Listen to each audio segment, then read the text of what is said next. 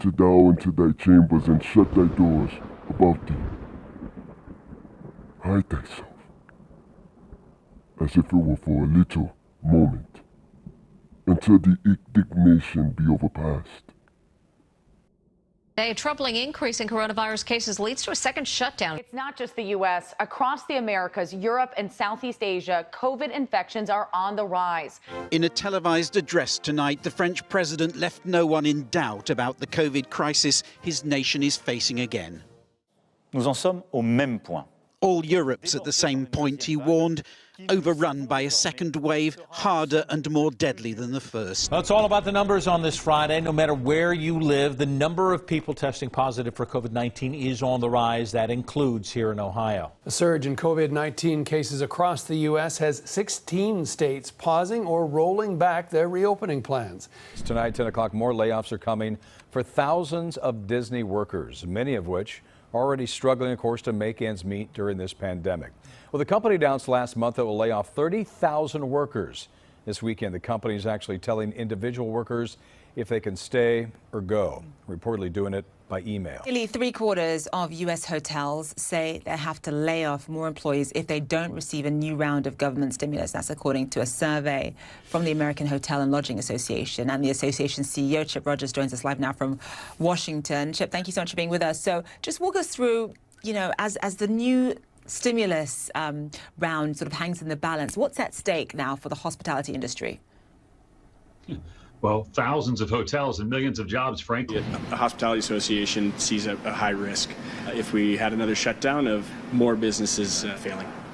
At Carrie Carabo Bridal and Wedding, they've developed a plan to help brides like Courtney Sorrell find the right dress while also preparing to handle a potential second shutdown. We've not been told that a second shutdown is coming again, but the governor is fielding a lot of questions, including from our John London, about that possibility. A lot of people are probably wondering with these new numbers, are we facing a second wave or a possible second shutdown? Let's begin with the state's second shutdown plan in New York City. It's now in effect, and it's aimed at combating a growing number of COVID cases in parts of Brooklyn and Queens, but not everyone is pleased, as you can imagine. COVID's second wave has hit France and French hospitals hardest, with above 26,000 new infections on Saturday, more even than in the spring. In big cities, including Paris, bars are completely shut, though restaurants are still open, at least for now. Here in Britain and in Europe, with infection rates on the rise, governments are desperate to come up with some new strategies to avoid the return of those strict national lockdowns, which were so damaging to the economies. A lot of people are probably wondering with these new numbers, are we facing a second wave or a possible second shutdown? Now we're seeing younger people getting sick, folks in their 20s, 30s, and 40s. The mortality rate does remain relatively stable, but the Houston mayor yesterday warning that the number of people affected by this disease is growing exponentially, and the big concern is pressure that this is putting on hospitals. We're in front of a testing facility right now. There have been lines around the corner for miles, for hours even before the testing site opened. Another concern is ICUs, intensive care unit beds. Some of the hospitals here in Houston are at capacity. Officials say that they have enough space for now, but the more people that get sick, the more it ties up local resources, and that's when you start seeing mortality rates go up. As the coronavirus pandemic continues to spread across the U.S., a growing number of people are dealing with food insecurity. According to data from the Institute for Policy Research at Northwestern University, 23% of American households reported being food insecure between April and May of this year. Separate research from the nonprofit group Feeding America estimates more than 54 million people may face hunger in 2020. From a consumer angle, what we're supposed to do, I'm sitting here thinking, I remember at the height of this thing, going to the grocery store, not seeing toilet paper, what have you. And ever since then, I've become a squirrel. Like I'll see, seriously, like I'll see, toilet paper, hand sanitizer, and my husband's like, Chanel Marie. Like we have 2 drawers full of, let's use the toilet paper we have. No, seriously, I think a lot of people can relate to that. And we don't want to do that again. No, we don't want to repeat of what we saw in the spring, not at all. But I do want people to be prepared. So let's start in your medicine cabinet. You may already have some of these things, especially if you're Chanel, over-the-counter cold and flu remedies, right? You want to make sure you check the expiration dates. Don't forget about the children's pain relievers and fluids as well. Definitely want a working thermometer heading into this potential twin-demic. And then let's move over to your pantry. Good idea to have about 2 weeks worth of food so that in case we see slowdowns in grocery deliveries, or hopefully not, but another shutdown of food stores, you have enough to get your family through for 2 weeks with non-perishable goods and canned foods. Those are the important things that you really need to be worried about and making sure that you have them. No need to hoard. We are seeing plenty of paper products back in the stores, disinfectant wipes as well, but there are some limits on those. So as we enter this round of shutdowns, makes you wonder if we'll see another round of hoarding 2.0 because of the pandemic. You know, while we're all dealing with this pandemic day to day, there is also a big fear about what's to come. Will there be a second wave? BC's Dr. Bonnie Henry, who is the province's Chief Medical Officer of Health, told Matt Galloway, who is the host of The Current today, that our country really must be prepared. You know, the optimist in me would like to think that maybe it will go away and it'll the virus will mutate and won't become as. But you know what? We've never had a pandemic in recorded history that has not had a second wave. So now's our time to regroup, learn as much as we can over the coming weeks and months, and prepare. Hey, good morning to you. With The Survival Mom says she started her blog more than a decade ago to try to give moms a sense of control during a crisis. But during this pandemic, she wants to share her message more broadly. And she also says before you rush out to the store, there is a strategy to keep your family prepared. Texas mom Lisa Bedford means business when it comes to preparing for an emergency. I'm the original survival mom. Bedford has gained a following as the survival mom online. She says her skills came in handy during the onset of the coronavirus pandemic in the spring. Even at that time, none of us could have foreseen that the entire country would be on a lockdown for close to 2 months. And I realized that even as well prepared as my family are, we just don't think it can happen to us. Bedford says one of the most important lessons from the supply shortages earlier this year is to think beyond paper products and cleaning supplies. Pay attention to what your family uses regularly, and don't wait to make sure you have those things on hand in the event of a second wave. I realized just a few days ago that my family uses coconut oil a lot. I never actually stock up on it. And I realized that is something we actually would really miss. And today I bought a big bucket. Whether it's a need or a want, those are the things that you should start looking for and stocking up on. Doctors say now is also a good time to schedule any medical appointments you may have put off during lockdown. Keep an extra 2 to 4 weeks supply of your medications on hand and restock your first aid kits. Tylenol is a great pain reliever. Advil or Motrin is an anti-inflammatory medication that's great to have on hand. And so I would also make sure just to have any first aid equipment, Band-Aids, antiseptic that you may need, just in case there are shortages on those as well. And while stores focus on stocking necessities over seasonal items, Bedford says to plan now for upcoming holidays and special occasions so you can give your family a sense of normalcy even during a pandemic. Doctors and medical officials warning a fall coronavirus surge is blanketing the United States. The gains that we made through the end of the summer are going to be given back in the fall. And researchers continue to stress the importance of wearing masks. Researchers from the University of Washington just published a study that said if 95% of the country wore masks by the end of February, it could save about 130,000 lives. The Chase team has reached Brenda Coleman. She's an infectious disease epidemiologist with the Sinai Health System. Brenda, let's get right to it. How concerned are you? Does this worry hit you? A second wave is almost inevitable, and sometimes we even have a third wave. And I think it's absolutely important that we plan now for that second wave. Where's the crystal ball, though? Where's the crystal ball saying there will be a second wave or a third wave? I don't want to fear monger, so I want to know what facts there are to back up something that makes us worry. So we'll have to prepare for the next one. That, I'd say is will get attention this time.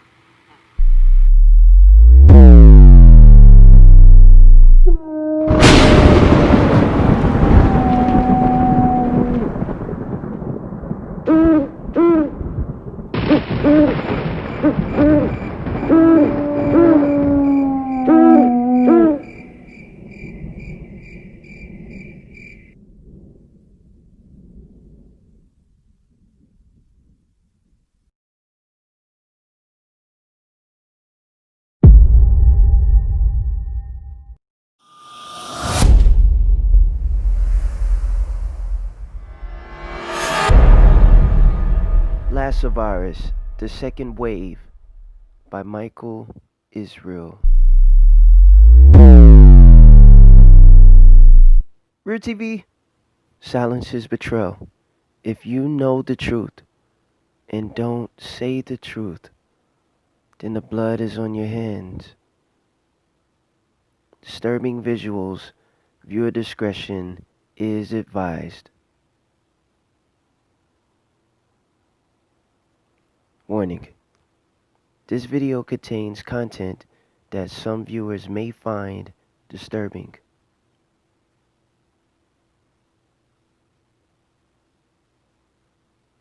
You can never have enough warnings, right? So let me warn you one more time. Warning. The following content is controversial and might be disturbing for some audiences. Viewer discretion advised.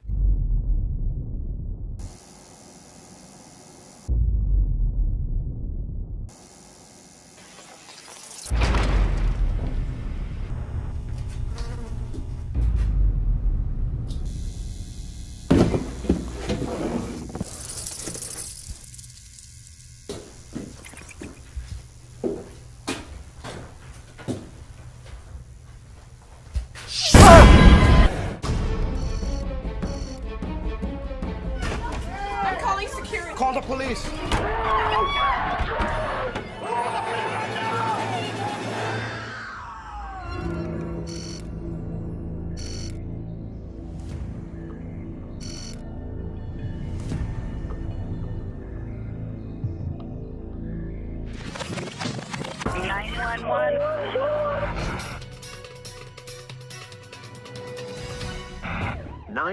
Operators in Toronto, Los Angeles, New York, and other major North American cities are overwhelmed tonight.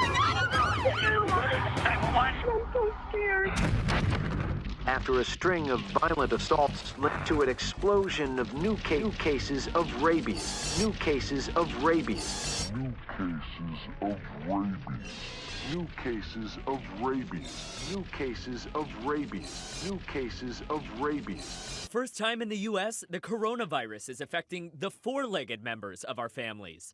The CDC announcing on Wednesday that cats in 2 separate homes in New York State have tested positive for COVID-19. The cat presented with symptoms of upper respiratory infection, so sneezing, coughing, watery nose, nasal discharge, and eye discharge. Watery nose, nasal discharge, and eye discharge. Watery nose, nasal discharge, and eye discharge. Authorities are asking people not to approach anyone who could be rabid, even friends and family. Die Ergebnisse der Autopsien ergaben. This outbreak comes on the heels of an announcement that a highly contagious airborne strain of the rabies virus has infected people in at least 18 countries, some are calling it a... The media will get right on top of this and report it. They'll have medical experts on. There'll be reports from the CDC in Atlanta as to what's being done. It's necessary in order to get people to do whatever can be done to slow the infection, and the hope would be to stop the infection. But all of these things, unfortunately, will frighten people. All of these things, unfortunately, will frighten people.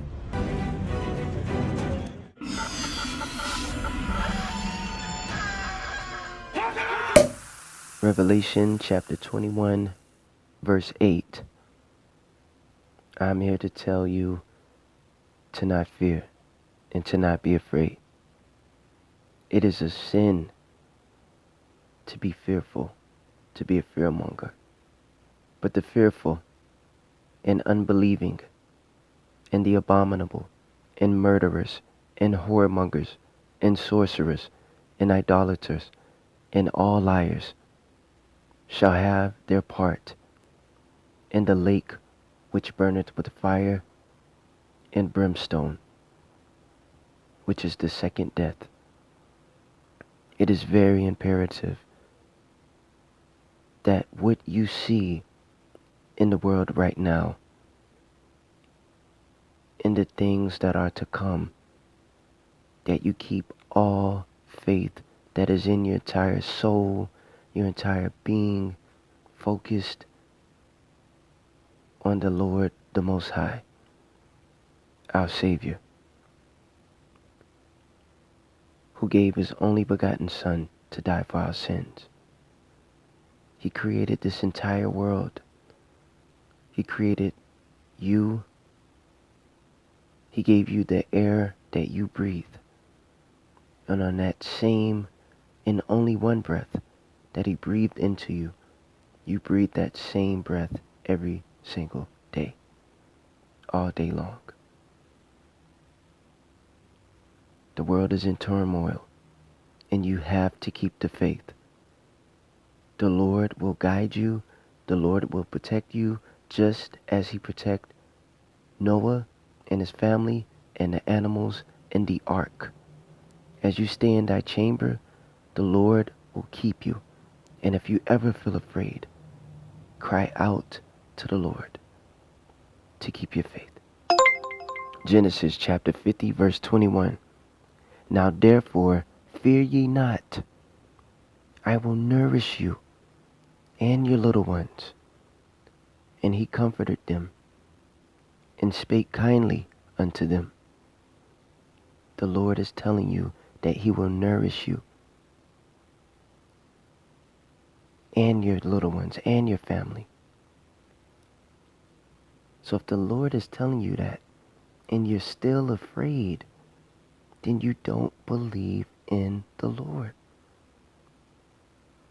Faith pleases the Lord.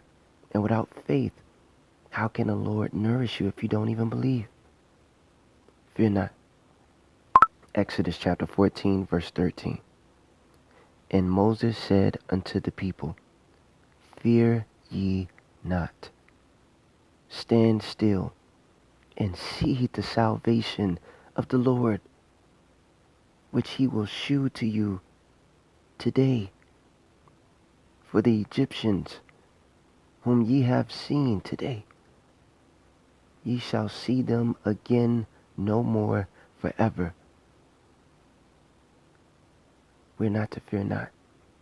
And just as we don't see the Egyptians today, though they be on the back of the dollar bill as a remembrance, in the book of Obadiah, chapter 1, the Lord tells us that Esau will never be ever again.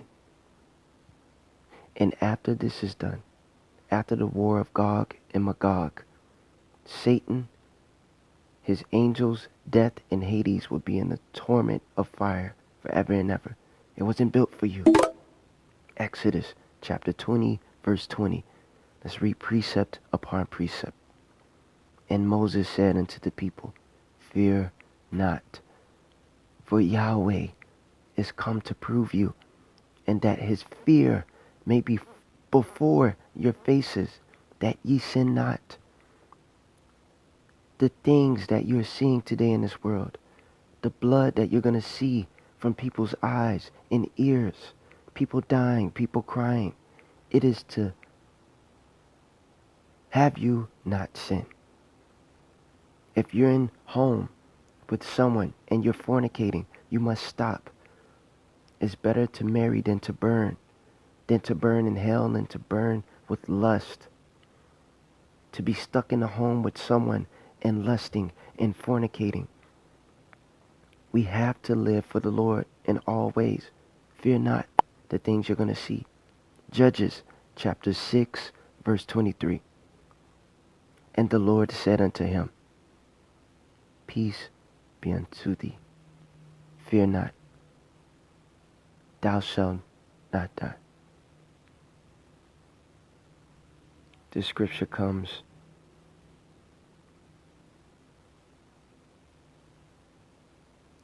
with powerful meaning. The Messiah was on a boat,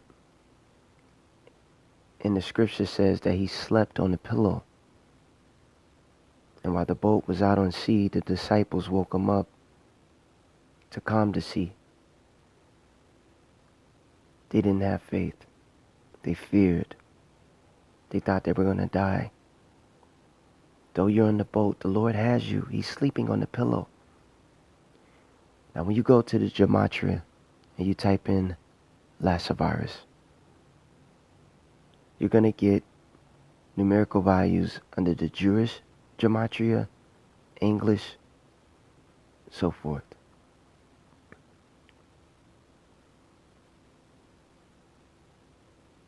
Gematria is a numerical value based on the language of words, like A, B, C, D, E. A equals 1, B equals 2, C equals 3, etc. Right? When these words that are paired with the Lassa virus, the very first word is fire dragon whiz. Make America great again. Vote. And the fourth. The first two is weird. Fire dragon, Satan, Lucifer. This is his thing. Make America great again. You know, in the world when they say make America great again, it seems like it's hopeful. It seems as if they're aiming for the right direction and that their words are true. But in the world of Hollywood, it's show business. And it's one thing to make America great again, but it's show business to make America worse again. Like the 1918 Spanish flu pandemic. To make America worse again is their goal. And the devil is in the details. With this same Lassa virus lingo in gematria, you get Wu-Tang song, which is where similar to Wuhan. Some of you may not understand it. I think I get it. You may not understand it, but you also have the Dragon Lord, Satan, Lucifer. At the very bottom here, you have coronavirus. We are living in the year of the rat. All the signs are there. But can you see them? The World Health Organization has on public record, on public domain, exactly what the Lassa virus is. It has to do with rat leaving their feces and urine on the ground that travels through the air. Well, what are the symptoms of this? What is it? Lassa fever is an acute viral illness caused by Lassa virus, a member of the arenavirus family of viruses. Humans usually become infected with Lassa virus through exposure to food or household items contaminated with urine or feces of infected rats.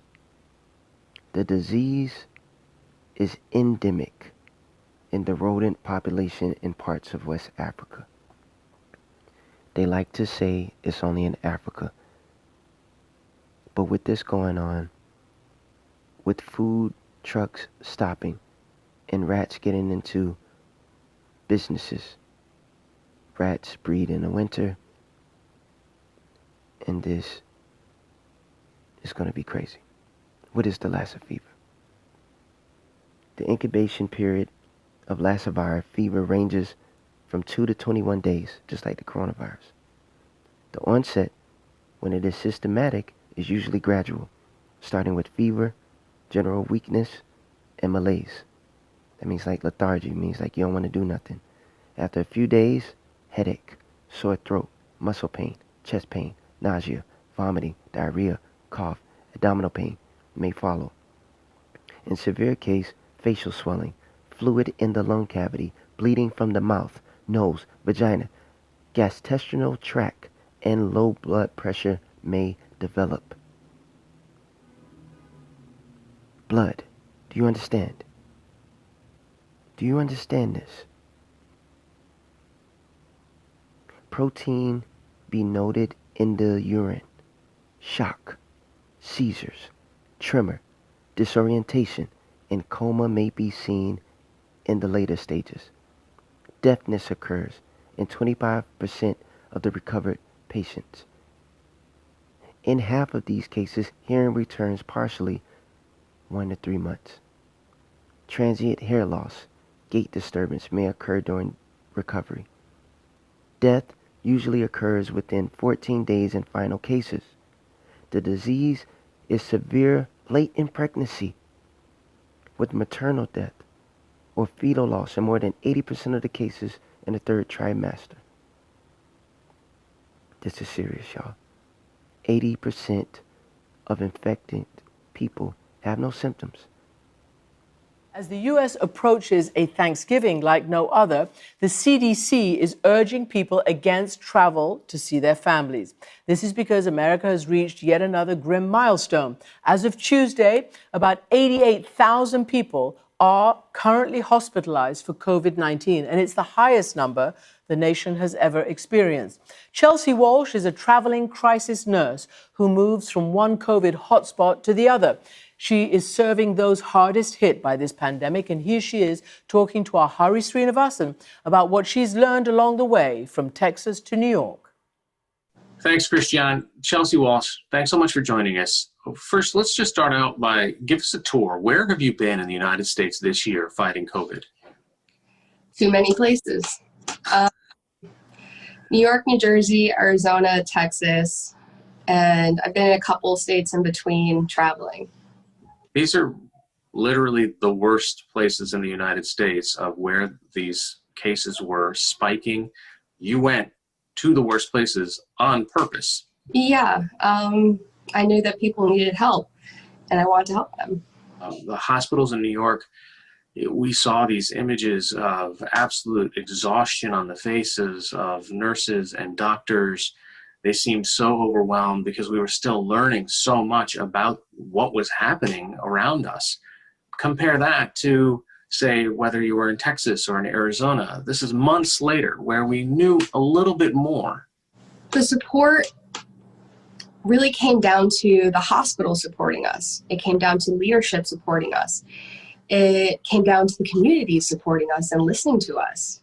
And then when that stopped, it was probably the biggest shock. Is mainly always wondering why, nobody was listening to us. Why all of a sudden we didn't have a voice anymore.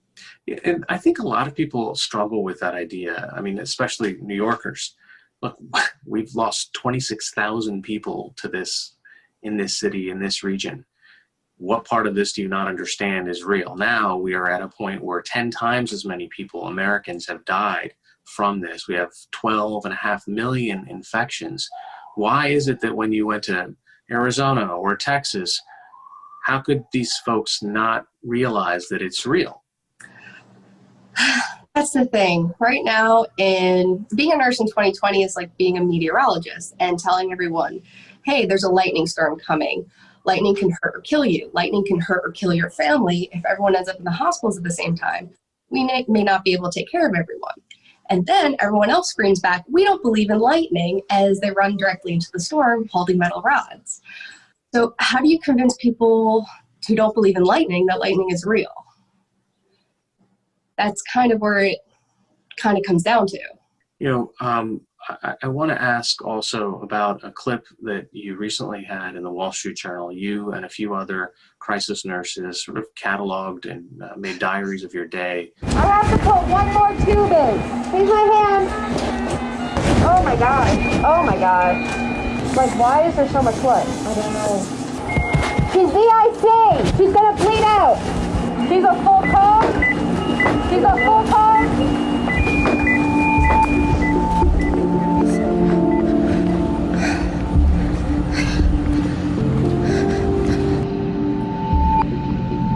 If this happens again, I'm not going to be a nurse anymore. I'm not doing this. I'm not dealing with this. Whatever that was just in the room with, I don't want that. I don't want to die that way. Oh my God, it was so bad. It was so horrifying to watch. I don't know why she was bleeding so much.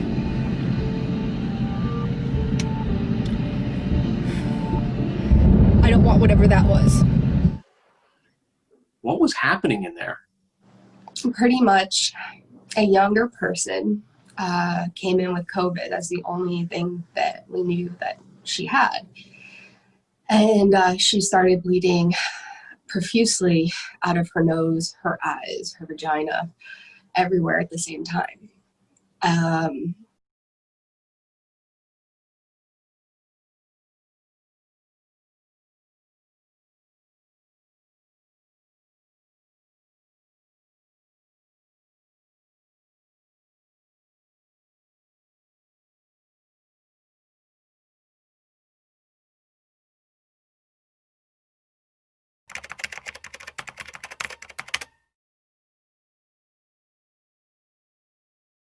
Blutung und der ganze Scheiß. Der Dachpark wird im Netz genauso beschrieben. Ja, du liest einfach zu viel. Was ist, wenn wir uns auch angesteckt haben? Diesmal handelt es sich wohl um den C-Stamm des Virus, einen der aggressivsten der 9 von 10 infizierten Töter. Ole hat aus deiner Sportflasche getrunken. Die Ergebnisse sind da. Influenza Columbidae. Es ist die Taubengrippe. Einer von den Jungs in der Klinik ist tot. Bei Evelyn wurde eine Mutation der Taubeninfluenza festgestellt. Wir müssen sie sofort auf eine Isolierstation fliegen. In deinem Blut liegt vielleicht der Schlüssel zur Rettung vieler Menschen. Wisst ihr, wer das Virus auf der Insel verbreitet? Das Kanackenpack. Das Pack muss runter von Schlöborn. Hinter dem Mond, na? Wo jeder? Wir werden dafür sorgen. Unsere absolute Priorität muss jetzt sein, die weitere Verbreitung der Taubengrippe zu verhindern. Außerdem wird über die gesamte Insel eine Ausgangssperre verhängt. Entschuldigung, wie soll ich denn solche Maßnahmen durchsetzen? Die werden bestimmt nicht freiwillig. Sie werden Verstärkung erhalten. Von ihm? Von der Bundeswehr. Dann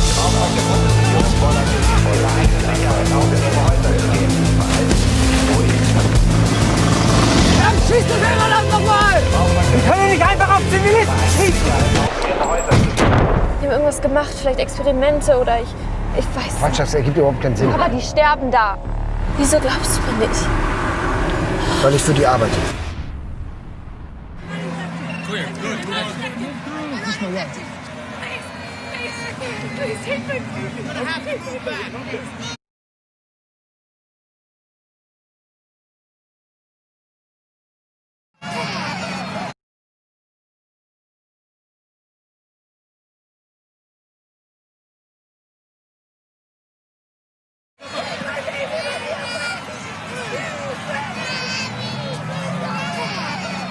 The first time in the U.S., the coronavirus is affecting the four-legged members of our families.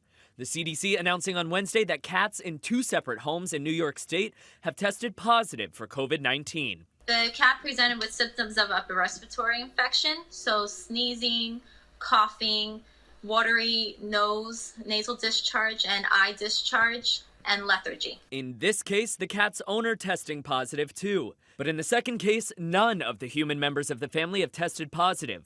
So how did it happen? There's possibly an increased risk if they were an indoor-outdoor cats, so they were exposed to the outside environments, to other people. Mr. Rat, very invasive as a pest and very deadly. Notorious for spreading deadly diseases such as the bubonic plague in Europe in the Middle Ages, or now the outbreak of Lassa fever in Nigeria. The Mastomys species of rodent is the culprit, and it can infect humans through contact with items humans have had contact with, and secondary infection can occur from person-to-person transmission. The symptoms include fever, nausea, vomiting, sore throat, abdominal and chest pain, and hemorrhaging, neurological issues, hearing loss, and encephalitis. Across the country, U.S. postal workers are reporting long delays processing and delivering mail. At one Los Angeles facility, the L.A. Times reported rodents and insects are swarming parcels of rotten fruit and meat with baby chicks left dead inside boxes.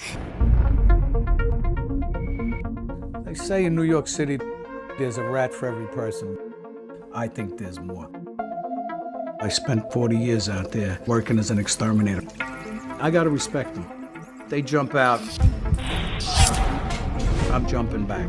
area residents have been concerned about rat infestation, the city failing to control its vermin. Yeah, they said we don't have a rat problem. Jesus, thousands of them. They're concerned about disease. Tapeworms. Parasites. Put it in nothing. Rats are basically down in the sewers. They can swim up. A rat, when he bites you, he twists.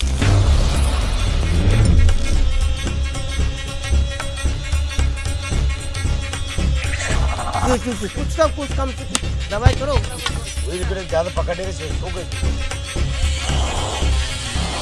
just too damn smart. It's becoming harder and harder to kill them. End of winter, it's rat reproduction season. You put the rodenticide inside the bait box. Our elected officials do things half-assed. If you just put poison down, it ain't happening. All over the globe, rats are showing poison-resistant mutations. Very, very concerning. It's widespread. Rats evolve 10 times faster than humans. Oh my God.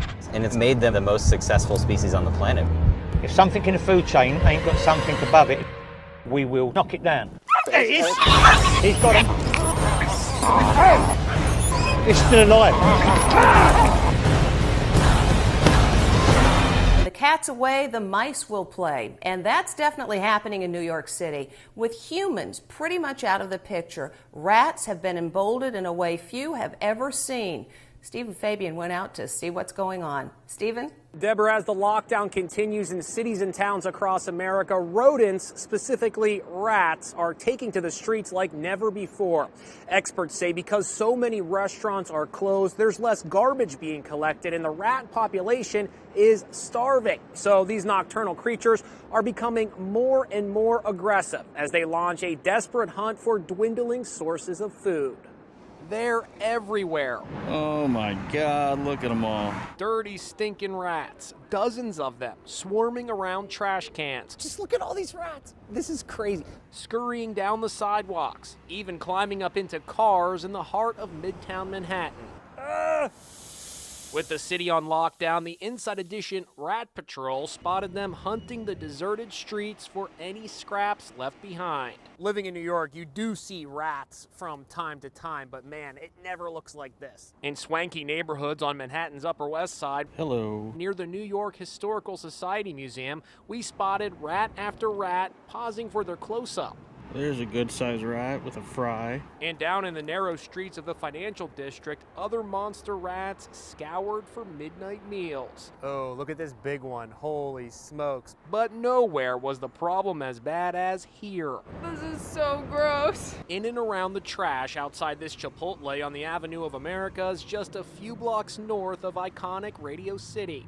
Mayor Bill de Blasio was asked about the rat problem at this very location last week. As New Yorkers, unfortunately, we know way too much about rats, and we are certainly not going to ever let it get to be a worse situation. We're going to fight it back. But our cameras found they're still here, and they've brought reinforcements swarming all over this trash can. Night after night, we've seen avocado shells in this trash can here. The rats have been all over this thing. Right now, the stress is limited food availability. Matt Fry, a rodent specialist with the New York State Integrated Pest Management Program at Cornell University, says the rat population is stressed out due to the pandemic, and rats are becoming more aggressive as they expand their territory searching for food. New York City has been known to have a rodent problem, but now because of this pandemic and social isolation, we see it more. It's more visible. While there's no evidence that rats can become infected with COVID-19, experts worry they could carry it on their fur or their feet. They're everywhere, on the freeways, on the off-ramps, from downtown to the valley. Trash with rats munching on the waste. Much of it, the byproduct of 36,000 people living on LA's streets. It's bad when I'm walking. Trevor Guyton walks by mounds of uncollected trash every day at this encampment under the 101 freeway on Gower, blocks from his apartment. It's hard for me, but it's worse for them, because they're living in trash. He's talking about people like Jennifer, who lives at the Gower encampment. Do you see a lot of rats around the trash? Oh, yeah. What's your concern? Being nasty and all the rats sitting there eating on you while you're asleep. Well, we just saw a rat. Dr. Jeffrey Klausner is an infectious disease expert at UCLA's School of Public Health. Anyone who's living in a rat-infested environment is at risk. From the tents of encampments to city parks and onto sidewalks, a rodent problem that health experts fear could be spiraling out of control. Here's something you may not have considered about the pandemic. It has rats on the move looking for food. With many restaurants closed or cutting back, the rats are now moving out of their territory on the hunt for food. Our Ray Preston is live with what you can do to protect yourself with this. Yeah, we have been seeing reports from around the country that rats were on the move, and you might start seeing them in areas where they had not been a problem before. They've had to turn on each other, which in turn keeps their populations down, but it does make them a little bit more aggressive. We turned to Terry Hazelton. 2 years ago, when rats were a problem at Keener Plaza downtown, he helped rid the area of the rats. He says park rats that live in and around city parks where people congregate and leave trash and food scraps, well, they're faring the worst. With food sources dwindling, rats will not only move into another colony and fight for food, it will also eat one another. The rats are having no choice but to cannibalize each other. I mean, they're going to turn around and they're going to eat and they're going to survive. One thing you can count on at the end of this, rats are still going to be here. He says lately he's been seeing rats coming up into homes through the drain openings in the basement floor. He says rats have a great ability to adapt to any environment, even during a pandemic. The rats are going to come back stronger because they've had to figure out how to address this deficiency in their environment. So rats' normal, operating procedure is when there's something wrong in their environment, they correct it within their breeding. So they will correct themselves and come back out of this twice as strong as they were before. It's said that rats are like a guided missile, just zeroing in on food. Hazelton says to keep them out of your neighborhood, make sure there's no food scraps in the alleyways, make sure all the food is properly disposed of. If you have a pet and you feed the pet outside, make sure any uneaten food is brought in. Otherwise, all you're doing is leaving that food out to attract rats. Reporting live, Ray Preston, News 4. Real TV